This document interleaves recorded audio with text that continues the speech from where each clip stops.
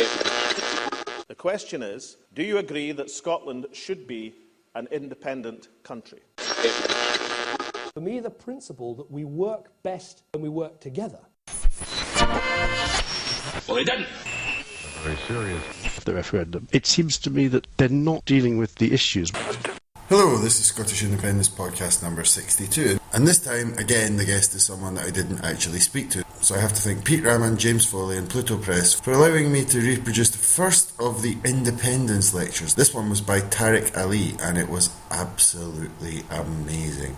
I'm not going to say anything else, but I'll have a wee word with you at the end.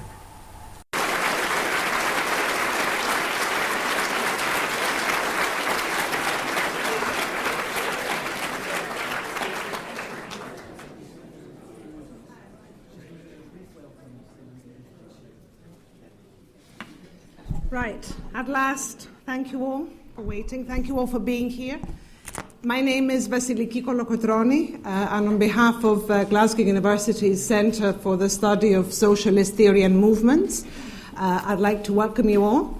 And of course, I'd like to extend a very special welcome to our speaker tonight, writer, thinker, artist, filmmaker, activist, Tariq Ali, whose work in many fields and whose public interventions have engaged us and encouraged us over the years. So I know I speak for myself, but for many others here in this room. We're delighted to have you here, Tariq. Thank you very much.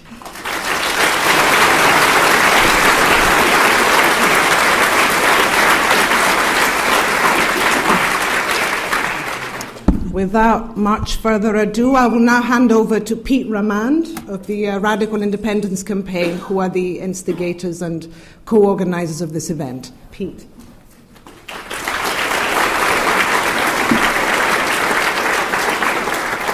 Thanks very much, Vasiliki. Well, welcome all to the launch of the Independence Lectures. We're very happy that you could all come. Just very briefly, I want to talk about the idea of the Independence Lectures, and we're so happy that Tariq is here to launch it for us. We wanted to create a space in which we could discuss and debate and explore every aspect of the constitutional debate, from history, politics, sociology, culture, art. Every aspect throughout this series we're going to try to explore. But before we do start, I'd like to ask if we could all take a quick moment of reflection. I know that not only the whole left, but the whole of society was shocked to hear this morning of the tragic death of Tony Benn, the champion of socialist politics, the longest-standing Labour MP, and of course when he retired he famously said that he wanted to devote more time to politics, which ultimately, after Blair's interventions in the Middle East, meant campaigning vociferously against the wars in Afghanistan and Iraq. And certainly today, the media has been flooded by personal stories about how people knew Tony Benn, the little impact he had, little stories of how he came to visit them in their council house during the miners' strike, throughout decades of his activism. And of course, it's not just Tony Benn that we've lost this week. We also heard earlier of the death of trade union leader Bob Crow, certainly a militant trade unionist loved by his members and hated by his enemies, someone who truly understood the meaning of political trade unionism. And also, unfortunately, last week we heard of the death of Professor Ailsa Mackay, the Professor of Feminist Economics at Glasgow Caledonian University, a great friend of the trade union movement and a great friend of the independence movement. All three losses are a great loss to the socialist movement, to our movement. And so I'd like you all to join me in a minute's silence for them.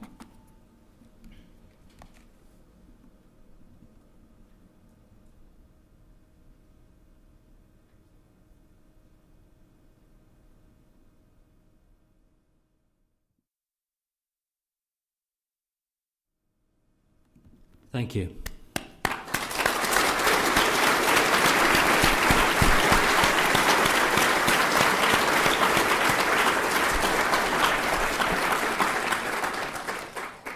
Now on to the main event. For most of you, the speaker tonight will need absolutely no introduction, but I've been asked to very briefly introduce him. Tariq Ali is an author, broadcaster and campaigner. In the 60s, he debated alongside Hugh McDermott at the Oxford Union.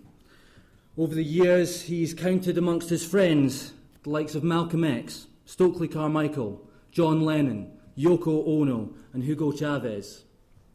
The famous song penned by the Rolling Stones, Street Fighting Man, was reputedly written about him. And he's not just a rock star of the left, though. For decades, Tariq's contributed to intellectual debates at the highest level. Today, he sits on the editorial boards of the journal New Left Review, Sin Permiso, Counterpunch, and is the author of numerous books, some of which are on sale today.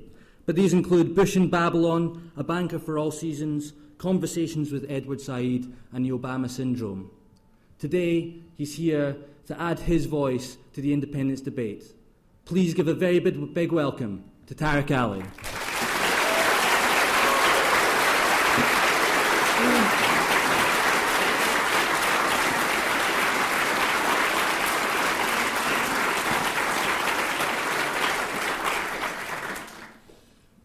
Dear friends and friends of the Radical Independence Campaign, I was very touched when you asked me to come and speak on this subject, because it is something that has been dear to my heart for a long, long time, long before even the idea of independence was being discussed and debated in this country. And I have to tell you that what made me interested theoretically in the idea of Scottish independence and whether or not there could be a Scottish state was not so much history, though that too I had read a great deal of fiction and non-fiction as a young person, which involved Scotland in some way or the other, including in a very idealized version in the novels of Walter Scott. But it was reading about John Maclean that got me seriously interested in these ideas in relation to your country. And what was it about John Maclean? I mean, it is apposite to be discussing him because he was a great fighter, a great teacher, a great campaigner against the appalling carnage that was the First World War. And I remember I was in Scotland, I think, in Glasgow 4 or 5 years ago on some radio program. And they'd asked me to give some pieces of music. It was, I think, the Scottish imitation of Desert Island Discs. I can't remember now. And one of the songs I chose to play was the song I think John McGrath had written on John Maclean. Very moving song. Or was it Hamish Henderson? One of the two. Possibly, it was Hamish, yeah. And I said, well, I'd like that Hamish Henderson's song about John Maclean. And she said, John who? The researcher at the BBC. So I gave her a small 10-minute lecture on the phone. And finally they managed to find the song and play it. But I was a bit taken aback that figures like John Maclean, who should be part of the history curriculum, in any, they should be all over these islands, but certainly in a Scottish school system which teaches local history or national history, someone like John Maclean ought to be remembered. And his speech at the dock, in which he defended his views, defended his refusal to go and fight in the First World War, and said he was an enemy of capitalism, dripping in blood from head to foot, was the phrase he used, had a huge impact on me. And I read more about him, and the more I read about him, the more I liked. And I was not I came to him fairly late because he had been dead for many years. But at the time when he was alive and active, the Russian Revolution had taken place, and Lenin saw that here was this brave Scotsman who was fighting against the First World War just like the Russians had done, and sent him an invitation to come and become an honorary member of the first Congress of Soviets to be convened after the revolution. Unfortunately, Lenin or whoever wrote the letter for him addressed it to John Maclean, brackets England, which didn't go down too well. And he would have had to travel illegally. And he didn't go for some reason, and Willie Gallagher went instead in his place and met Lenin. And I've always felt that had John Maclean had that meeting with Lenin, he might have educated the old Bolshevik in one or two things, whereas Gallagher, one felt instinctively, would have been a bit too deferential. Anyway, that didn't happen. But the example of Maclean is an important one, and I start with it because this is that aspect of the relatively recent past of Scotland which should be remembered at a time when the First World War is once again being presented as a great war, a heroic act, an act of patriotism, and the entire debate we had on this war in the 30s, where it was denounced by virtually everyone as a waste of human lives. Certainly after the Second World War, people could talk about at least the war against fascism and compare it favorably to the carnage of the First World War. But today, on the media and the press, it is impossible to have a serious discussion about the First World War. And when even a small C conservative historian like Niall Ferguson attempts to tell them that it wasn't all the fault of the Germans, quite rightly, by the way, he can't find a single supporter in a BBC-constructed audience, which means that they had picked the people they wanted there very carefully because, a lot of other people would have disagreed. And this is the world we live in. Really, a world which is being made into a world of conformity, that there is one view, dominant view, on virtually every issue, and you have to agree with it. You can have small disagreements, but you are not allowed to challenge it fundamentally. Because if you do that, that's not permissible, or you can do that and isolate yourself. We're not going to back you up. And of course that generally goes for a serious discussion of history, of nations, of states these days. We live in a period where history, almost as a discipline, has been downgraded, and where what we are taught is in little modules. So you can learn about this and that, you can learn about Richard III's body being discovered in a Leicester car park, and then we have a whole discussion of how that car park was built. And this trivialization of the public education system and the curriculum and what is being taught is something which should be challenged, and especially in this campaign, because there's a very rich history of struggle in this country, not just John Maclean, but the development of the Scottish working class, the fact, for instance, as a working class which, interestingly enough, played a much more dominant role in the culture of this country than its equivalent down south. That just is a fact. If you look at the bulk of fiction produced in Scotland from the great Lewis Grassic Gibbon's Scott Square, but not just him, because that, of course, is a classic which can't be ignored. It's a sort of masterpiece of world literature, translated, discussed, one of the most powerful presentations of a woman, for instance, at a time when no one was even thinking of writing about women in that particular fashion. So it's a masterpiece, but I wasn't just going to talk about Gibbon so much, who is well known or should be, but also the wave of writers which came after the Second World War. The bulk of their writings concerned everyday life of working communities or working class families, etc. And that is, I think, because many of them themselves came from that social background. That's not enough to judge the quality of a novel, but it's interesting in understanding its preoccupations. And it was not the case, by no means the case, in England. There's a very clear difference between English literature produced in the 50s, 60s, 70s, 80s, and Scottish literature produced in that period, which shows a basic difference, and it's very interesting both sociologically and culturally. And it flows from the particular political traditions that grew up in this country.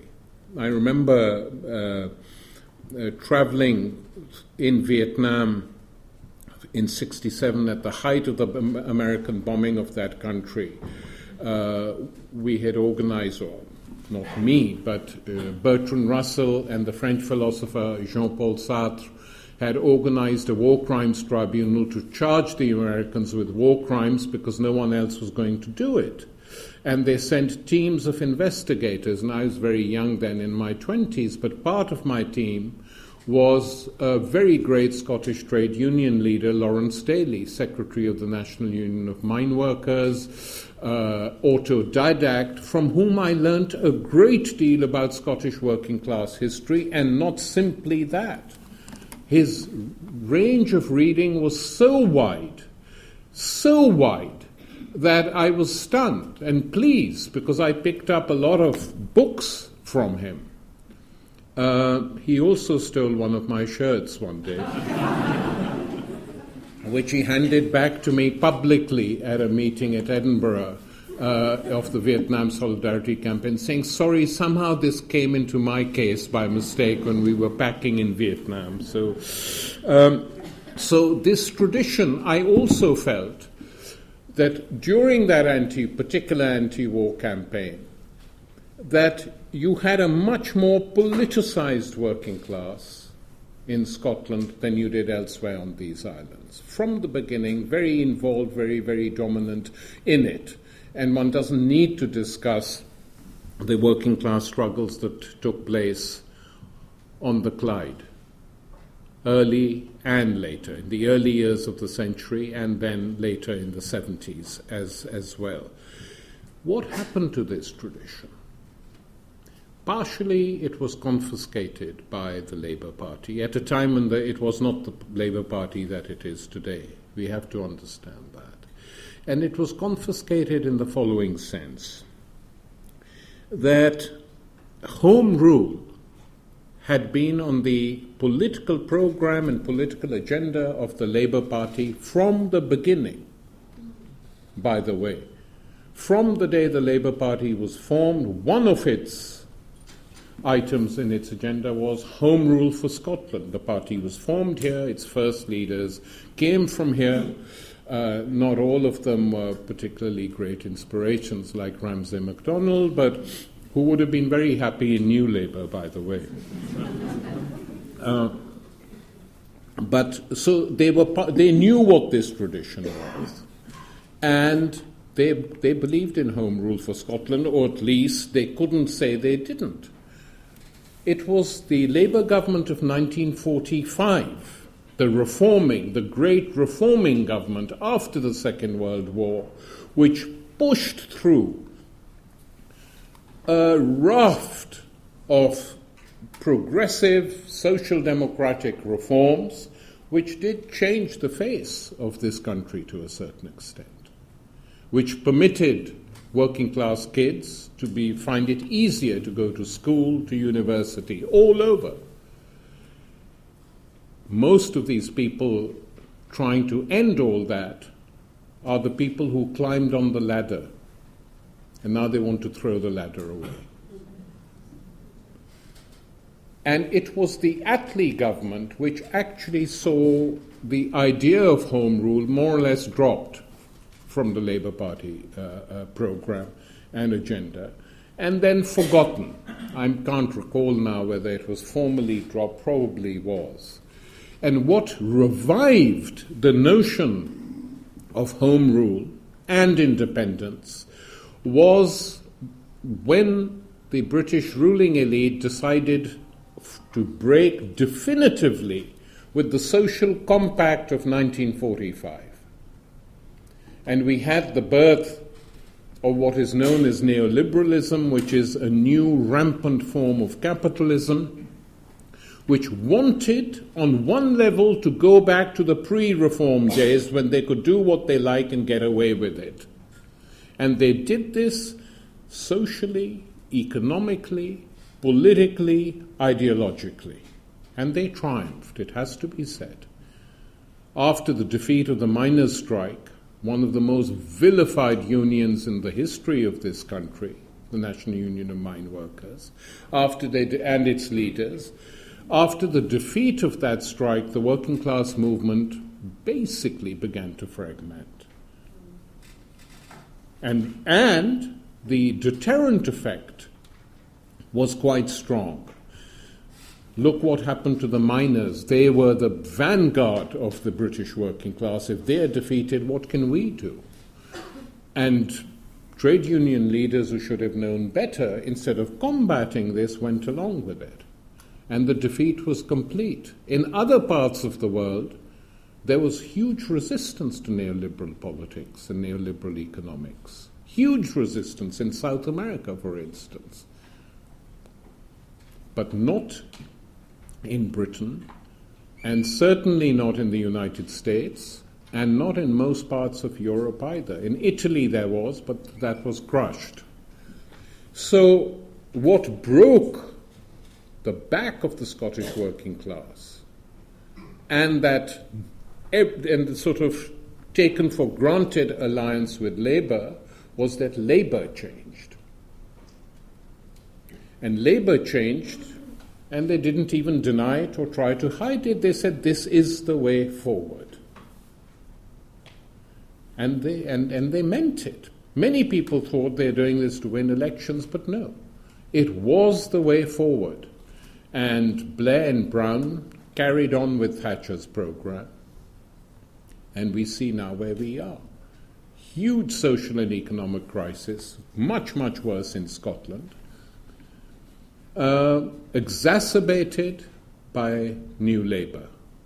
And it was for good reason that they called themselves New Labour. It was to break with the 1945 Compact and everything, every reformist measure that old Labour had stood for. So one can't say that Blair betrayed, because he never pretended to be anything else than he was. The only thing he didn't promise us was a war, because that might have been a bit difficult to give the electorate, saying, and we will go to war every 2 years with everyone the United States wants to tell us is an enemy. I mean, that wouldn't have gone down well anyway. But he basically took this country round a path from which it is still not recovered. And that consensus created by Thatcher, strengthened by Blair and Brown, is still going on. I mean, the Labour front bench has no fundamental disagreement with the austerity policies of the coalition. They just say they would be probably kinder in one or two areas. Well, that's not enough. It's absolutely not enough. And so this is what has brought about, in my opinion, a new revival of a new form, even, of the demand for nationhood and independence. It's to break with all this and to reassert the rights of Scotland as a historic nation, and to understand that in the 21st century this is probably the best way to achieve Scottish goals and Scottish objectives. And I think that's right. I don't think that people here should be frightened by the dodgy statistics which are being hurled from Blair onwards. Anyone who votes, if you go independent, you'll be 5,000 quid a year worse off. I don't know where they found or dredged that one, and the civil servant who invented it doesn't deserve a knighthood. And similarly, with numerous other things which Osborne is now hurling, and Cameron, and having tried fear and it hasn't worked, they're now going to try a bit of gold. That did work in the 18th century, and they're hoping it might work now again. And the new rogues in the Scottish nation might play ball with them as the old ones did. Problem is that the new rogues are virtually all Labour members in the Scottish Parliament. That's the tragedy. And I think the fact that this, from within Labour, we haven't yet had a strong current of opinion within the Labour Party that says we may not agree with the SNP, we don't agree with X and Y, but we are in favour of an independent Scotland, and we will fight within that independent Scotland for what we believe in. Why haven't they come out and said that?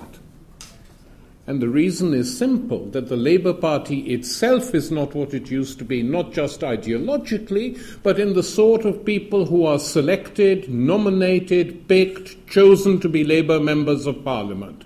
The thing Blair did was to destroy what Tony Benn and others had really struggled hard for, is democracy inside the Labour Party. And it's that lack of democracy, and it's the manoeuvrings and manipulations of people close to the new Labour leadership, and it still goes on like that, who parachute in members of Parliament all over the place. They are not chosen after debate and discussion locally, as used to happen. And when you had a choice, 3, 4 people who could decide, or who you could choose from based on what political ideas they're representing. The first time Blair himself applied to become a member of Parliament, he had to go to, it was not a safe seat, but he recalls with great pride how, even though he didn't believe in it, he wore a campaign for nuclear disarmament badge because the party was left-wing. But what that shows is that the party did decide on a political basis and not on the basis of what the leadership had decided and said. And quite honestly, I remember the first time I went into the Scottish Parliament just to see and observe what was going on and talk to sympathetic people. And I saw a whole gang of young people, guys dressed, mainly guys, but few women too, dressed in suits, like accountants. And I said, well, who is that group sitting there? And they said, well, this is the new Labour gang. So I said, in that case, why call the SNP Tartan Tories? The Tartan Tories are in the Labour Party. It's just that the actual Conservative Party has died a slow death, almost. And so the careerists who used to join them, thinking they would be close to power, are now in the Labour Party. And they joined the Labour Party for that, to be close to power, to make money. And if this is the culture of the Scottish Labour Party today, then what is the point of trusting or believing in them when they so happily fit into to the no campaign, and Alistair Darling goes round arms linked to Osborne and Danny Alexander and whoever else? They all believe in the same sort of thing politically, so there's not a huge surprise why they shouldn't in Scotland either. And so the question of independence becomes extremely important. Why?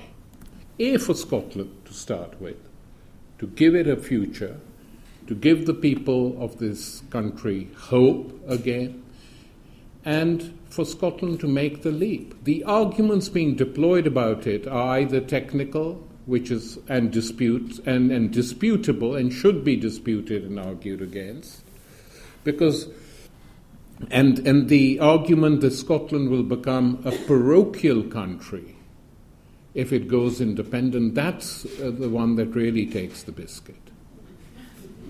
It will become parochial if it becomes independent, and what is it now? Part and parcel of the United Kingdom, which is a vassal state, as the US consul in Glasgow will tell you quite openly. You needn't be frightened of Britain anymore because we've got them under control. It's us you're dealing with. Well, that isn't very reassuring. So this notion that Scotland will become parochial when there's every chance that if Scotland elects people it wants to elect, they will actually be more engaged in the world than they are now. I don't just talk about Europe. I talk about South America. I talk about parts of Europe like Scandinavia. I talk about Japan, of China, of India. More involved with them through independence than they are now, unless they decide to outsource foreign policy to London, which would be inadvisable. So a lot can be done, and without becoming completely dewy-eyed about it or idealistic, which I'm not, by the way, because I know the difficulties too that face countries, all countries in Europe today.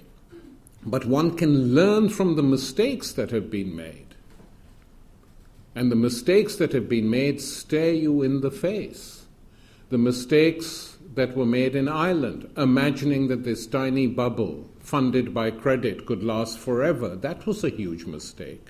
And the Irish are now paying for it, as are the Greeks, the Spanish, the Portuguese. So situation is bad already. We have to struggle and find political programs to improve it, not to make it worse by repeating the mistakes that have already been done.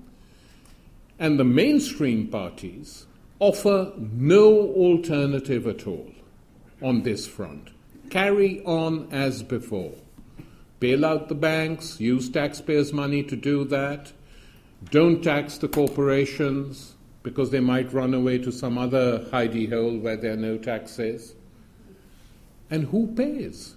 Who pays are those who suffer most. Who pays are the unemployed. Who pays are the people who know they will never have a safe job for their whole lives, that they will jump from one to the other if they can. And the notion that has now been, hammered down people's heads is that this is all that is possible. That is what neoliberalism does. It's not simply an economic ideology, it's a political ideology as well. And it's a political ideology which is now damaging the functioning of democracy, of representative democracy. When you have three parties who basically believe in the same thing, and the electors are offered a choice between A, B, and C, then what is the price of democracy? And that is why that is the reason why young people are so alienated from politics, because they don't trust the politicians. They say it in opinion survey after opinion survey through the whole of Europe. We don't trust them. Why? Because they are thieves, they are crooks, they are corrupt. All they believe in is money. Now, it might be slightly exaggerated, but not that exaggerated. I mean, what can one say when all the Labour, or not all, but a fair number of Labour cabinet ministers who worked with private companies and helped them along and end up working for those companies or being consultants or managing directors? This is Labour. The Tories have done it for a long, long time. I mean, it's genetic as far as they're concerned. But for Labour to join this habit, So that Alan Milburn, who was health secretary, now working for private health firms and writing pissy little articles in the Financial Times saying how the NHS can only be saved if private health is secured. And this is what we confront. And I'm constantly being amazed at how many traditional Labour supporters haven't really understood this fact. That makes politics tribal. You support a football team. We've always supported it, we'll carry on supporting it. Well, it's fine in sport. But in politics, it's fatal. And where will it end? It will end, as many sociologists now in Germany and in the United Kingdom are writing, that what we are witnessing is a void that democracy as it's practiced now cannot fulfill. And the ones who are harsher, some of them in the United States, say that actually this form of capitalism we have got is better implemented by authoritarian regimes. That capitalism and democracy didn't go together for several hundred years after the birth of capitalism. Then we had to have democracy to fight off the communists and the Cold War and all that. And now we can come back to what we were, not give too many advantages to those who are not amongst the top layers of society. And I tell you this, and I've heard this with my own ears giving a talk in Texas. Texan oil billionaires thinking, because I was speaking on the Iraq War, but afterwards over a drink, thinking that they were pleasing me somehow, saying we're very admiring of Chinese capitalism, you know. I said, are you? I kept a straight face, and I said, are you? And they said, yes. I mean, can you imagine having capitalism without any trade unions, any political parties, any democracy? It's easy. If we had that here, no one could defeat us. But, you know, they weren't joking, by the way, but I began to think that some of them were getting support from elsewhere. Because if you look at the way in which modern states now are being structured, and at the way in which dissent or possible dissent is being tarred with names like terrorism, this, that, and the other, to stop people opening their mouths, then you begin to feel that some form of authoritarian capitalism is on the way. And what I can tell you that if that happens, the mainstream parties are not going to fight it, because they'll be part and parcel of it. So we come back again, in this world, let's raise the question, what can a country like Scotland do if it becomes independent? And I think it can do a lot. For a start, a country with several million people is much easier to have democracy in. It's much easier to involve people at many different stages of involvement in the system, to empower people so that you're not always dependent on what the MPs in Parliament do, but the creation of intermediate democratic layers which keep a watch on them.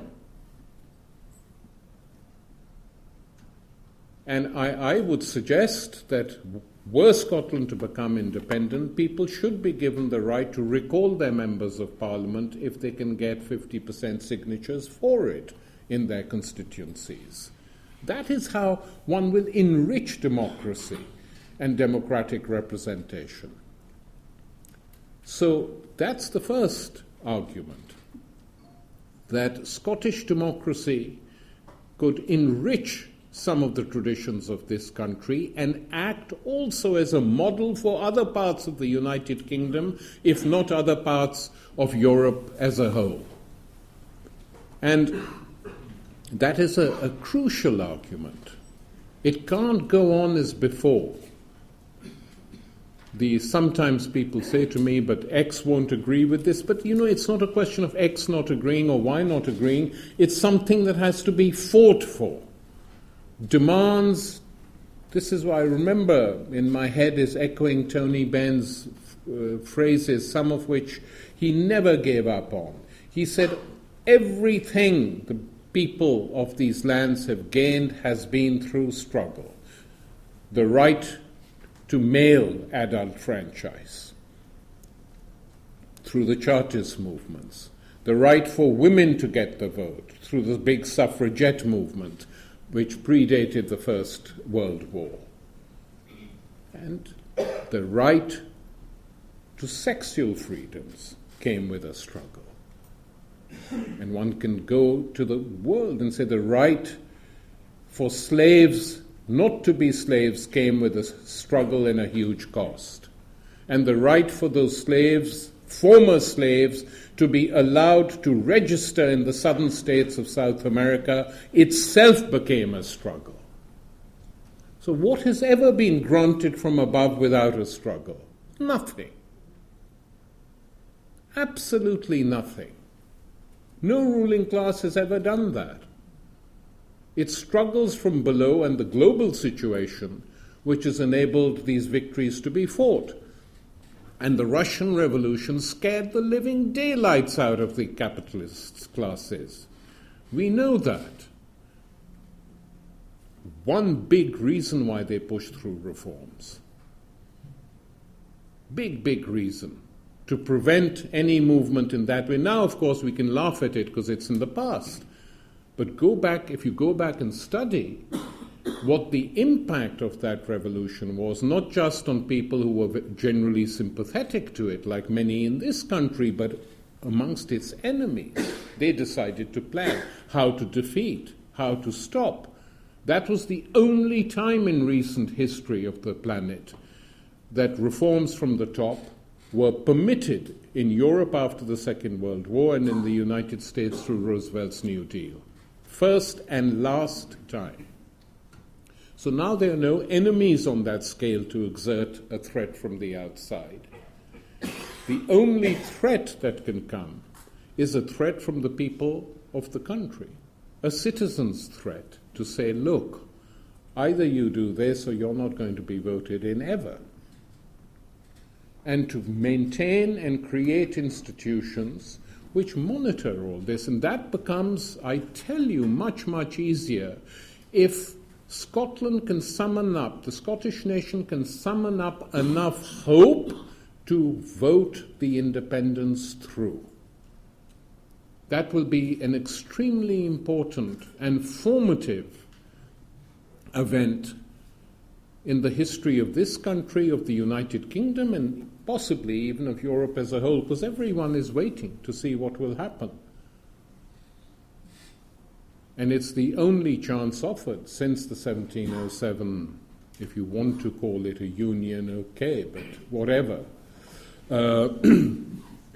for Scots to assert themselves in a democratic way. Whatever else can be said about 1707, no one has ever argued it was democratic. And in fact, the victory of the English was sealed finally with blood, huge swathes of it in the Battle of Culloden, and the Highland clearances, which Marx described in Capital as amongst the most brutal and vicious clearances ever conducted of people who were not part of the capitalist system. That's how they did it. No one is proposing the same now, for heaven's sake.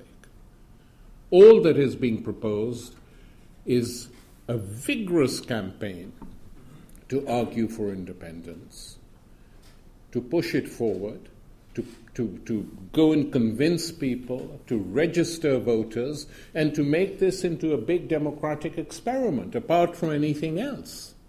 And it can be done. As for the argument that Scotland is too small to be economically viable, from that point of view, we can argue that virtually no country in the world is economically viable as such.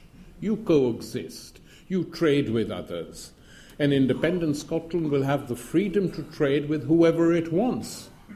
The Norwegian model is there. Hold up a mirror to it. Not a bad model for a small country with a population not as high as that of Scotland, the way it's used its oil to fund its social welfare services, its transport system, which is excellent, because it didn't squander the oil. Though, to be fair, it's not Scotland that squandered its oil, it's Thatcher and those who followed it. So there are a lot of economic possibilities as well. It is not difficult to give people certain basic social rights.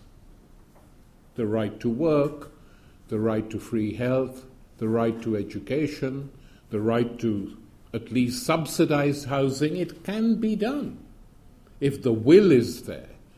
And the will only be there if the people fight back. And the most important thing, in a way, just in terms of the propaganda of the other side, is that despite some of the horrific cartoons that appear in the English press, nobody is waging this campaign in a way to sort of promote what some ultranationalisms in the past used to do. We are the pure. Who is saying it? And very few people say it. Certainly the SNP leadership is, bending backwards not to encourage any of this sort of nonsense. And everyone knows it's not a serious thing, because which country is ever fully pure? I mean, there are, some historians are even arguing that Hitler's descent from one side was partially Jewish, which is why he wanted to erase that memory forever. I'm just saying that, we're all living in what you can mongrelize societies, mixed societies, and that is globalization has made that even more the case than was before. I remember I was at a Irish literature festival in Galway, and afterwards we retired to the bar in the hotel for a drink, and I was just listening to young Irish writers, male and female, talking, and suddenly a woman poet turned to a friend and said, "The waiters have got a bit better looking here, And her friend replied, "That's because they're all Poles." And she said, "Oh, thank God for that. Our gene pool really needed some stirring."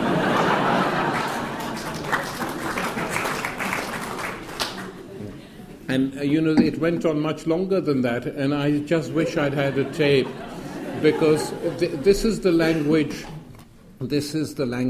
of Joyce. You can find conversations like that in Joyce's early writings and in Ulysses. So, but what they were expressing was just a fact. And I was very encouraged by that. And that is the case now in most parts of Western Europe. So it's not the nationalism that is being discussed, is not a nationalism that threatens anyone inside or outside the country. It is inclusive. There are problems I'm aware of in Scotland which have not all that much to do with nationalism, but have more to do with religion in the past. Those two, funnily enough, if you think about it, might be better overcome in an independent Scottish state. I was going to say republic, but I think we're a bit... because John Maclean used to argue for a Scottish workers' republic, which, of course, would be lovely, but I think let's try and get an independent Scotland first, and then we can try and fill in the puzzles. So, on all these charges that are made against the idea of an independent Scotland, none of them really hold water, which is why possibly that arguments are short on the ground when it comes to the No campaign.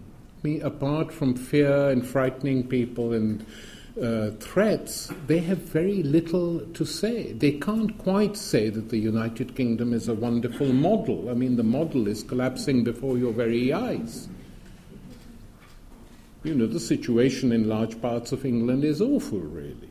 especially the north of England, but also in the Midlands, in terms of economic deprivation, in terms of unemployment for the kids, and all that. It's not good. So it can't be presented that you're leaving something which is fully flourishing and entering the dark lagoon of trouble and gloom. And it's not true. In fact, the only hopeful sign in England, as I was surprised to see it coming from David Hare, who's, I was pleasantly surprised, I won't say any more, but he said the only thing we can look forward to is Scottish independence, because perhaps that will break up the way people think in England. And he's absolutely right on that. It might well do. So it's not just that it won't be bad for England, it might be beneficial. It would certainly be beneficial if they adopted the same electoral system as there is in Scotland at the moment. Because when you have the last Labour government to be elected on the basis of 22% of the popular vote, something smells there.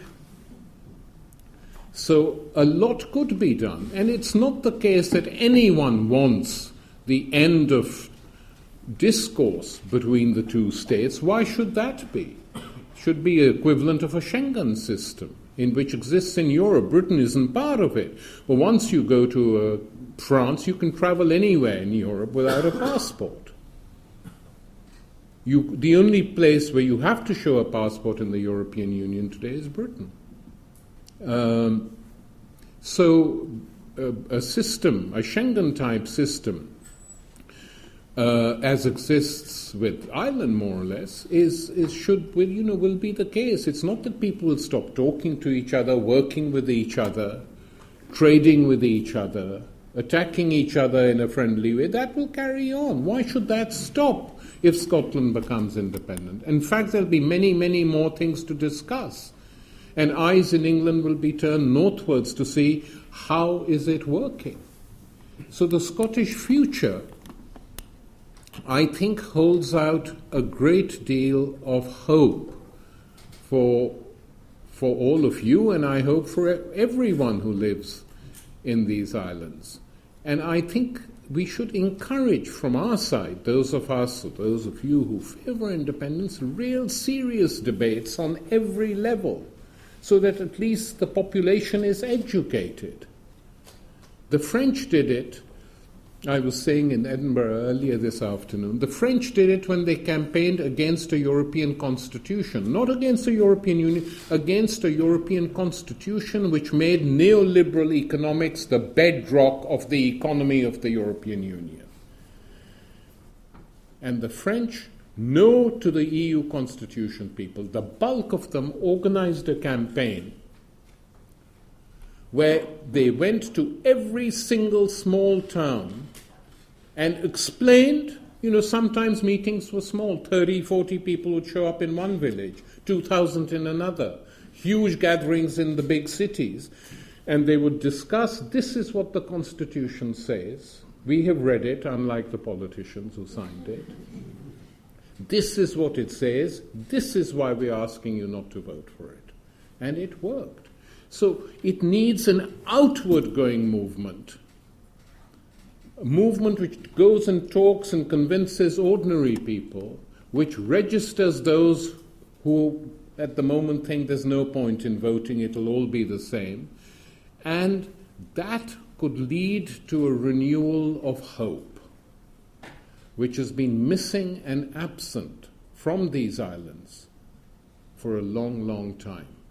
That's why I accepted the invitation from the Radical Independence Campaign as an outsider to all this to come and tell you, hey, it would be great if you all did it. It would be good for us all. Thank you.